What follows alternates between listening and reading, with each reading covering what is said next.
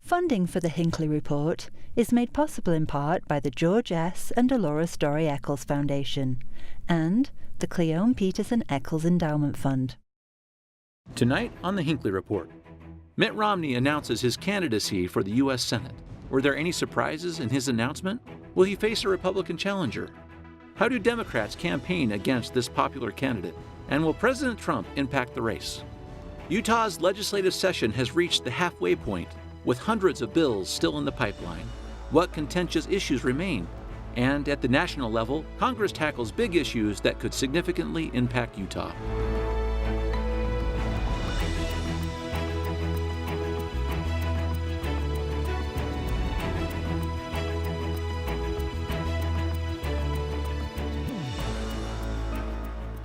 Good evening, and welcome to the Hinckley Report. I'm Jason Perry, director of the Hinckley Institute of Politics. Covering the week, we have Thomas Wright, Republican National Committee man from Utah, Nicole Nixon, reporter with KUER, and Scott Howell, former Democratic state senator. So glad to have you all with us. Let's talk about the announcement that surprised no one. All right. This morning, Mitt Romney announced that he is going to run for Senate. Let's start here. First, with the way he did it. Is this a surprise that he decided to do the announcement really just through social media? No, I don't think so. He has a national following, and if he holds a formal announcement, it'll turn into a national media spectacle, which is exactly what I think the governor does not want. He wants to connect with Utah. He wants this to be a Utah race. So putting it out the way he did allows him to now go out and meet Utahns and get to know them. Mm-hmm. That was an interesting part of the announcement. This appears to be a very Utah-centric announcement. Let's talk about how the Democrats are viewing this particular announcement. Well, first of all, it's a brilliant announcement. Utilizing technology, he got to the millennials, he got to the base out there. It was brilliant. It was a great move. And what was more brilliant when we said, I support immigration. I want to make sure that we do away with the debt. Everything that President Trump is against, Mitt seems to be for. Well, so that's interesting, Scott. There we go. So Nicole, because let me just make an observation from this announcement, because everyone is asking about how he's going to handle the Trump question. I couldn't help but notice that President Trump wasn't mentioned a single time. He hasn't mentioned Trump in the last month that he's been doing these public appearances and speeches, and I think that that's something that people will still be watching for the whole 7 months, the next 7 months he's campaigning. I think that's the top thing people will be looking for. Well, how do you kind of answer this thing what Scott was just talking about? If it's the opposite of where President Trump is right now, how does he navigate that? It's a hard line to toe. You know, Trump is unpopular in Utah, but he still has support among Republican delegates, and we've heard that Romney is going to gather signatures and go to the convention. So it is a very fine line for him to walk. I think he maybe would best be served to not mention Trump by name, but point out how he is going to, as he says, bring Utah values to Washington. And you know, Jason, I think one thing that's really key, you just announced Jenny's whole campaign plan. Trump, Trump, Trump. And put Mitt where he's got to answer the question and what he's going to do and how he's going to respond to it. And I think Nicole is exactly right about this feeling. And it's just a fact of life that he's going to have to stand tall and either defend, support, or not support. Trump's agenda in Utah is more popular than people think. The president came out, he rolled back the monuments, which a lot of people in rural Utah wanted him to do. Tax reform is very popular with Republicans and with Utahns. I think his agenda is more popular than they're saying. And I don't think that people that are waiting for this to be a big Trump-Romney duel, I think they're going to be disappointed. That's not what this is going to be about. Governor Romney's going to be talking about his positions, and I think he said it very clearly, as any candidate would. When he agrees with the president, he'll support him, and when he doesn't, he won't. And that's all you can ask for of any candidate. Go right back to the Hinckley speech, the Romney speech, take snippets out of that, and that's the deal right there. I mean, it's a reality. Showman, he has no substance, all those stuff. But is he going to stick to those themes? Because he did have that very harsh speech he gave here at the University of Utah at the Hinckley Institute of Politics. Is that going to control the cycle, though? Or will he get to the point where I need to recognize the other side of it as well, which there are supporters, as you just said, Thomas? Well, the first step is Governor Romney and whoever runs for the United States Senate has to deal with a Republican primary. So they'll be talking to Republican primary voters and talking to Republicans. And that is a different conversation than you'll see in a general election election. Of course, Jenny Wilson and the Democrats will try to make it this 7-month general election season. But for Republicans, we're going to have a primary, and we're gonna vet the candidates. And the Republican Party voter in Utah is very astute. And they're going to ask hard questions, and they're going to demand answers from every candidate that runs, including Governor Romney. And that's why I think he's making a commitment to go out and connect with all 29 counties. I will be very interested to watch that Republican primary, because if we remember in 2012, Romney had 90% of delegate support in the GOP primary, and I have a feeling that it won't be this strong this time around. Well, one thing that doesn't help is when the chairman of the Republican Party calls him out. So I just want to point out I was the chairman in 2012 when he got 93%. And the party was very unified. Can I just point that out? Okay. Well, since you're pointing that out, though. Sorry, I have to, self-promote. Scott won't do it for me. Since you had this position, how interesting is it that Rob Anderson took a shot at Mitt Romney this week as the member representing the Republicans of the state? it's spectacular for the Democrats. So you like that? Yeah, we do. So what did you think about that? It was unusual. It was an unusual move, and I'm glad that Rob was able to reach out to Governor Romney. It seems like they've mended fences, so to speak, but it was a highly unusual move for a chairman to do that. Why do you think he did it? I honestly don't know. It's hard for me to speculate on that. Better question probably for him. Well, I think he did it because he's concerned, and he wonders about this carpetbagger, Hillary Clinton, going to New York. I mean, it was the same type of thing. But the reality of the situation is Mitt has got a great record. I mean, he's been here, his family's been here, and I just thought it was a terrible thing to do in the sense of being part of the Republican Party. I mean, you should stand up for your candidate. But don't forget, the Democrats are going to have a primary as well. We have Michael Weiss who's running. Now, it's not going to be the same thing. But you'll see John Dougal, you'll see all these other individuals. And, politics are scary in Utah. Far left and far right. They seem to have a little power that is not healthy for any of us. That's interesting. But while you're talking about the Democratic Party and their approach here, in the most recent poll, Mitt Romney even had 18% of Democrats. And you know what? I don't blame him. I mean, when you look at his record, you look at what he's accomplished. Look, when he was the governor of Massachusetts, he was pretty liberal. I mean, he was very liberal back there in the sense of it. But I think the most important thing is when you see his announcement and what he said about Utah, Utahns want somebody to represent them. Forget political parties. They want a good man or woman to lead and represent them with the values that we have here. Nicole, 1 second on this question here as a freshman senator. All right, this is the question lots of people ask about is, it's Mitt Romney, the former governor, presidential candidate. Does he have a big hill to climb in D.C., or is this going to be immediate power for him if he wins? He has a bit of a head start. It is unusual for a freshman senator to get a committee or subcommittee chairmanship, but he has some friends in Washington already. Speaker of the House, Paul Ryan, his running mate in 2012. I've heard speculation that they might start a sort of coalition.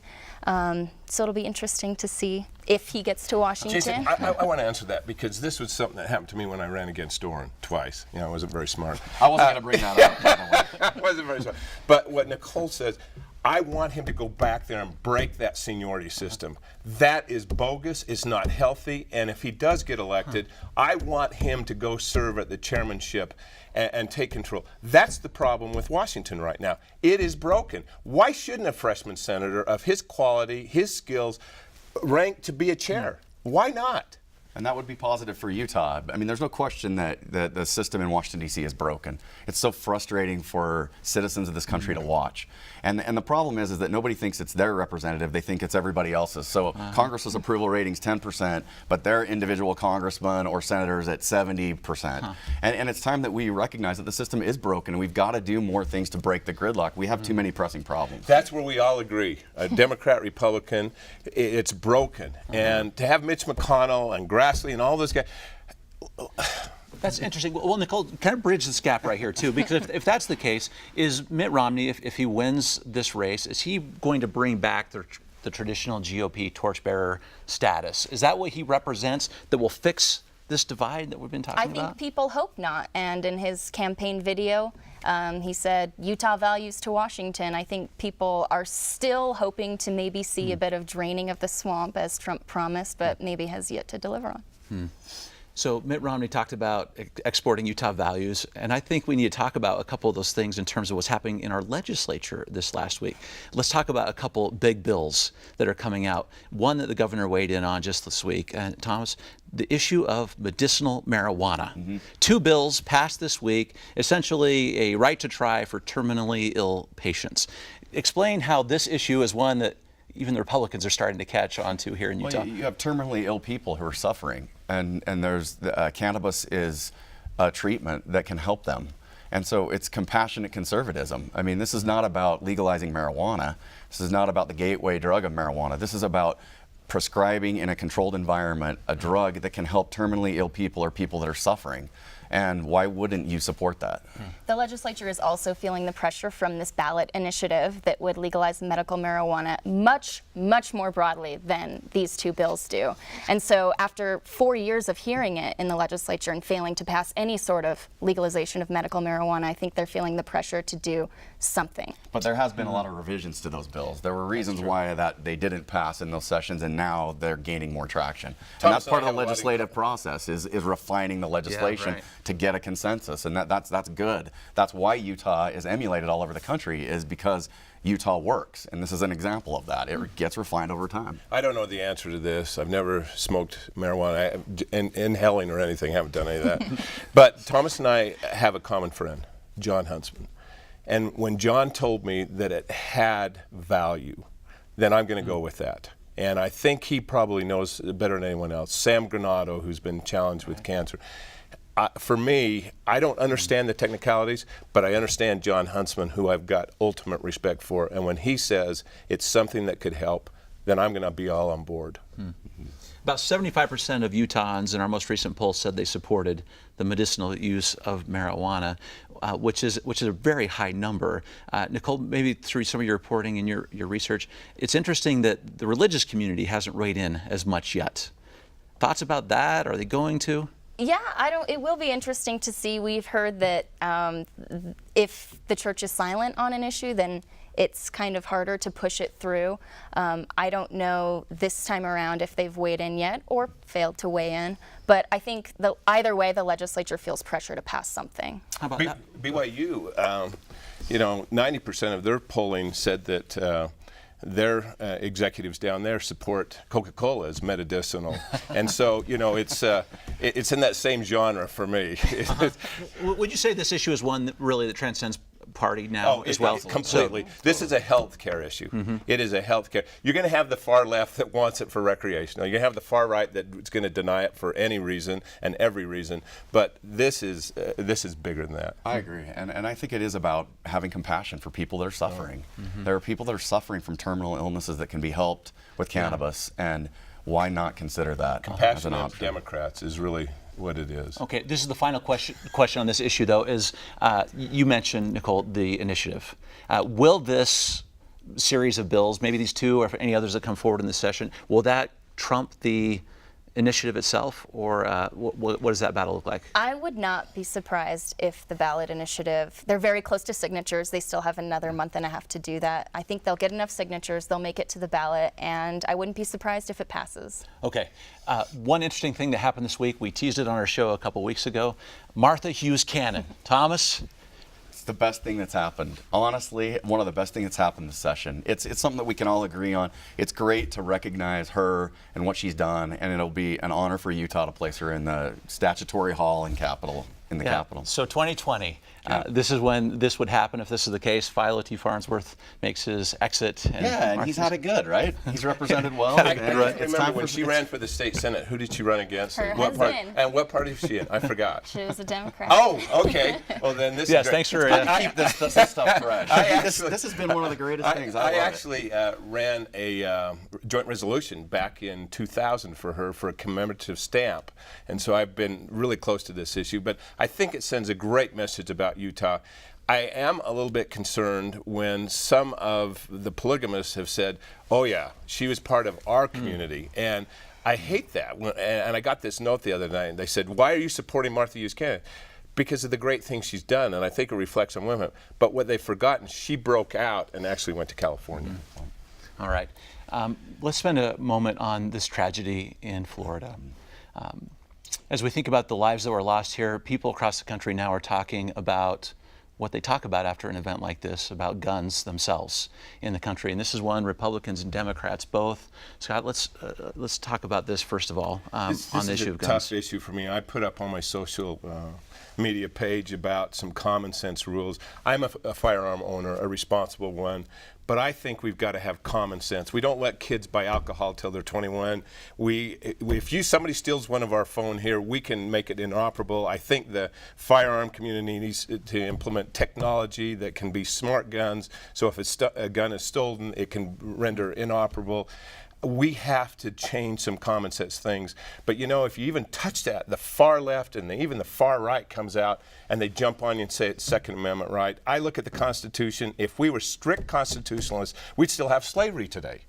And I think we have to come together for common sense. And this is one thing that I think Mitt could lead on. I think he could lead on that to say you don't need an AK-15 to go out and go deer hunting. You don't need it to go rabbit hunting. It just makes no sense to me, no common sense. And this stuff about we'll just pray for them and end it. Do you know what scares me the most is I came home the other night and I said to Linda, I don't even care anymore. I mean, I'm numb to the point where this is probably supposed to happen 2 or 3 times a year. And that's what frightened me most when I just gave up.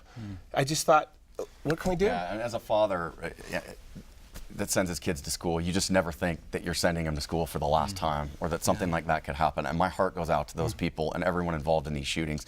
It is time to have a vigorous debate in Congress. Our representatives need to be on the record for what they believe, and we need to put forth different proposals, and we need to let people vote on them. But just sitting by and doing nothing, I'm not advocating for one or the other or this change or that change. I'm saying that it's time to have the debate, let people bring their ideas forth, and let people that represent citizens of this country vote and be on the record. Well, but these killings, we've got to figure out a way to stop them. That's so true. But where do you think this discussion will go? I think the gun's an AR-15. So is it about getting to the type of gun itself? Is it about the mechanisms? Jason, that's a great question. I think it needs to be a safety and health issue. I think we need to turn the discussion because it's not working what we've tried in the past. And I think common sense Democrats, Republicans want this. Nobody's trying to take away somebody's gun. It'll turn the discussion to the mental health issues. It'll turn back to bump stocks. It'll turn back to semi and automatic weapons. It'll turn the discussion back to background checks. How do people, that are on certain lists, all of the above. And all of that needs to be discussed, because what happens is we have a shooting and we talk about it and we all take opinions, but then nothing happens. So we need to have that discussion where it matters, which is in Congress, where actually something can happen, and there needs to be some votes. Nicole, tell us the flavor of the Utah voters that you're talking to about this particular issue. Where would they like to see this going? It's a mental health issue is what they're saying. When I talked to some Republican senators yesterday, they said, this is a Second Amendment issue. This is a Second Amendment right that they don't feel they can mess with. And they've talked about how we should focus on mental health and treatment for mental illness. When the immunity of firearm manufacturers is taken out, it will change the ball game. Once that happens, it will change because they'll implement smart technology and technology that will protect innocent victims. In many of these cases, there's warning signs. We've got to be better about the warning signs. If you read the reports, there's warning signs. We've got to be better about keeping those people on the radar so that it doesn't happen. This is a person who said they were going to be a school assassin, that bragged and boasted about that. How they were able to walk in and buy a firearm is something that we need to talk about in this country. These are not flare-ups. Usually, if you're doing a good job, you can predict it, and we need to do a better job of listening to those signs. As I've heard this conversation, which I appreciate, oftentimes in the past this has been Republicans and Democrats and their approach. Sounds like I'm hearing from all of you. Maybe this is beyond just that now. It's common sense. And I completely agree with Thomas. We have to find a solution. And I think what Nicole said about these senators saying, well, it's a Second Amendment issue, we've got to be careful. We don't have to be careful on it. We have to do things that protect innocent lives. Without damaging Americans that do have the right to bear arms. Because Absolutely. I do have to throw that in. We agree with that. You taking them away from people like you isn't going to solve the problem if somebody wants to walk into school. And nobody has ever said that. Right. No one has ever said that. So we do agree, but we have to be careful. There's a line there where we don't want to punish law-abiding citizens and take away their rights, because that won't stop the radical person from obtaining a gun, however they obtain it, and shooting people if they want. We've got to pay attention more to the warning signs. Mm-hmm. Let's talk about another issue that seems to have support from both sides of the aisle, but with no success in getting something passed, and that's immigration. Even this last week, a bipartisan bill and also one supported by the White House. Nicole, let's start with you for just a moment on this. Both bills failed, and they're discussing an issue, the Dreamers, that both sides support. Why can't this get passed? It's the dysfunction in Washington that Mitt Romney has talked about, and I don't know what's going on there. It's been months that we've had two government shutdowns over this issue, and they haven't come together. I'm not sure what's going on there. Thomas, why when there's support for the Dreamers? Yeah, it's because it's tied into other things. It's complicated, right? The devil's in the details. It's a sausage making factory, and you have to look at the details of bills and vote and look at why people are voting yes and no. McConnell, though, did do something that's been unprecedented in modern times, and he opened the Senate floor for debate and open debate on both sides of the aisle to offer amendments and solutions on immigration, hoping that that would bring a bipartisan solution forward. It did bring a bipartisan bill forward, but that bipartisan bill failed. Scott, I'm curious about this because he usually comes to the floor with a plan. All right, this is the bill. We're going to vote this up or down. Is it because he was trying to do some bipartisan positioning, or was it because he doesn't know what to do on this issue? Mitch McConnell, look, I want to give credit when credit's due, and he deserves a lot of credit. He wanted to find an answer, and I think what Nicole said about Mitt going back there and leading it, and his announcement today, what Thomas said, it is complicated, but it's not so complicated. The wall thing is about as stupid as I could ever imagine. And to have that as the de factor in this debate is crazy. I'm a technologist. I come from that industry. Put up a wall of technology. Don't put up a wall. You build 17 feet, they're going to have it in an 18-foot ladder. And but it wasn't the wall that killed that bill. Well, it's so now you're generalizing and you're doing what happens in Washington, Scott, with all due respect. But you're making it about something that it's not. You're forgetting your president, Thomas, that goes in and says, I won't do anything unless I get money for that wall, $25 billion. So I'm not generalizing. I'm being very specific on this that says he is the guy that's driving this. And look, Mitt said it in his thing. A lot of people are going to vote for Mitt because on the immigration. That is a key issue. Those Dreamers deserve to be here. And look, I think it's because of the executive office that they can't come to terms. Mitch McConnell said himself, I don't know where the president is on this. Yeah. I do not know where he is. So what do you think is the holdup then? Well, the president obviously has influence, and he outlined his 4 points in the State of the Union address on immigration reform, but the president didn't vote in the Senate. The president didn't cast a vote. And so what's happening here is that both sides are unable to come together, and that's the most disappointing part, is they can't find common ground. And I've said this for many years. If Scott or Nicole or any of us got together, we probably agree 90% of the time. Why can't we focus on the things we agree on first and then debate the things we don't agree on later and let the majority rule and let the elections have consequences? But there's so many things we agree on, but they put them in these big bills that have so many nuances in them that you peel off votes and then you don't get to 60. So what do you need to peel off, you think, in Washington, D.C. On this issue? Let's take it, maybe the Dreamers are a group that both sides care about. Of course. About taking care of. Absolutely. So what needs to be peeled off, do you think, to get to that core? Well, in this case, in this bill, and I mean, we don't have time to get into all the details, but what it did is it allowed parents of Dreamers to file for citizenship. And there was conservatives that didn't like that language. They wanted them to go through the naturalization process the same way as everybody else. So they put in these little nuances in the bill, and then they only get to 54 instead of 60. You know, and so what you have to do is you have to get legislations that's simpler. And find common ground, which is what we do in our daily lives. It's what we do in our businesses and in our families. But when people throw in all these amendments and all these little subtleties in bills, you peel off 6 votes and suddenly you have no compromise. In my opinion, did the dumbest thing standing up there for 8 hours. She should have been in conference with Paul Ryan discussing for 8 hours and saying, how can we solve this? And that's really what it is. Thomas is right. 90% we agree. But again, I'm going to go back to the chief executive. When the Senate president says, I don't even know what he wants, and there's no clarity, he is the leader of this country. And like it or not, he's got to send clear direction that he is willing to back off the wall to a degree where the Democrats can support it, and then they will. Nicole, has he given that clear direction, do you think? No, I don't think so. He's said, we remember a few months ago, he said, you bring me a bill and I'll sign it. And he didn't. And he hasn't given a clear direction. He said, I want money for a wall. I want to stop chain migration. But again, Congress hasn't quite delivered to his desk. So. Okay, so what does he have to do? He This is can't the last sign a comment. bill because they haven't brought him one. That's my point, is that he's not voting on it up in Congress. And this issue's been going on way before this president. And so both to parties throw have this legs. and I say agree, this 100%. president can't solve the immigration problem, this has been going on No, for decades. I agree. And it needs to stop. And it needs to stop by having people come together. And this country's got to stop and self-examine and say, who are the problem people in Congress that are stalling things, and replace them. Because until we do that, nothing's going to change. Okay, so I really just have to get this back to where we started with Mitt Romney, because you mentioned this, Scott, right? This is one of his campaign issues, apparently. Front and center. He said it right in it, and I applaud him for it. And I think that's the leadership that Thomas is talking about. That's the leadership that we need.